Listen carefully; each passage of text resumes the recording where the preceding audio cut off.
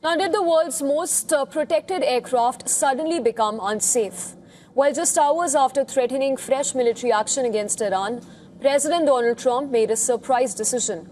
And that was he abandoned the new Air Force One provided by Qatar for the flight out of Turkey and instead boarded the older presidential jet instead.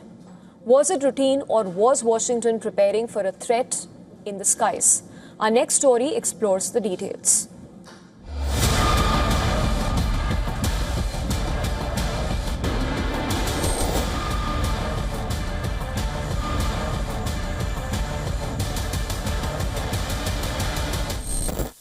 The timing is impossible to ignore. One moment, Donald Trump was escalating the conflict with Iran. The next, he was changing aircraft. The switch happened at the last minute. Trump had flown to the NATO summit in Ankara aboard the newly retrofitted Boeing 747 gifted by Qatar.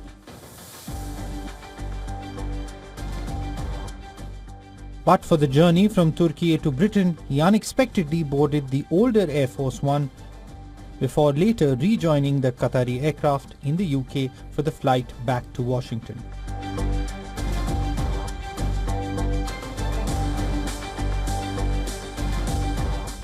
Trump publicly said he wanted US troops in Britain to tow the new aircraft and was flying the older jet for old time's sake.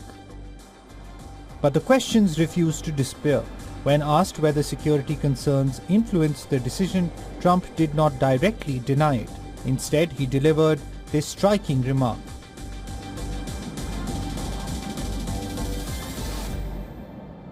No, I'm number one on the kill list for Iran. They're lovely people. I'm number one. So I don't know. I can't tell you that, but I don't really care because I'm doing my job and I'm doing it, I hope, better than anybody's ever done it, because we have a country that's hot and really, really successful. But I mention it only because it's on the list. I mean, it came out. There was another list came out yesterday, and I'm number one on. I like being number one on TikTok better, but I'm number one on the list for killing. I am number one on Iran's kill list. Those words came from the commander-in-chief of the world's most powerful military. Moments later, American forces launched another round of military strikes on Iranian targets,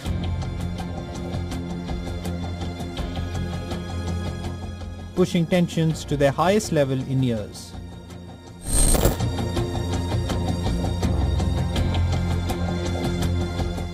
Military analysts have noted that the older Air Force One carries decades of proven defensive systems, secure communications, and missile countermeasures.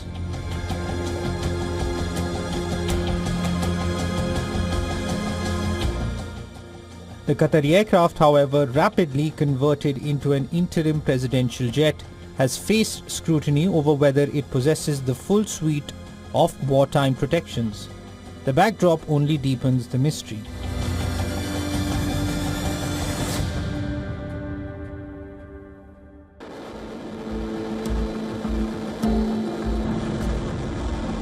Iran has vowed revenge after the death of its supreme leader.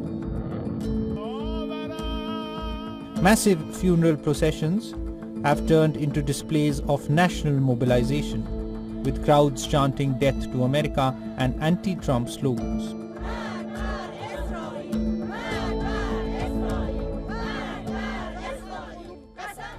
Iranian leaders have repeatedly promised retaliation, though they have not publicly called for an assassination. But the anger on the streets, the high emotion as the nation bids its final farewell to its late Supreme Leader Ali Khamenei, the region is already on the edge. Iran has exchanged attacks with US forces in the Gulf, and reports have circulated of attempted drone or missile activity directed towards US military facilities in the region during the conflict, although several claims remain unverified. Iran's missile arsenal includes systems capable of striking targets well beyond 1,000 kilometers, putting much of the Gulf and parts of Turkey within theoretical range. Was there a credible plot against Air Force One? There is no public evidence confirming one. Did the Secret Service and the US Air Force decide not to take chances? Washington isn't saying.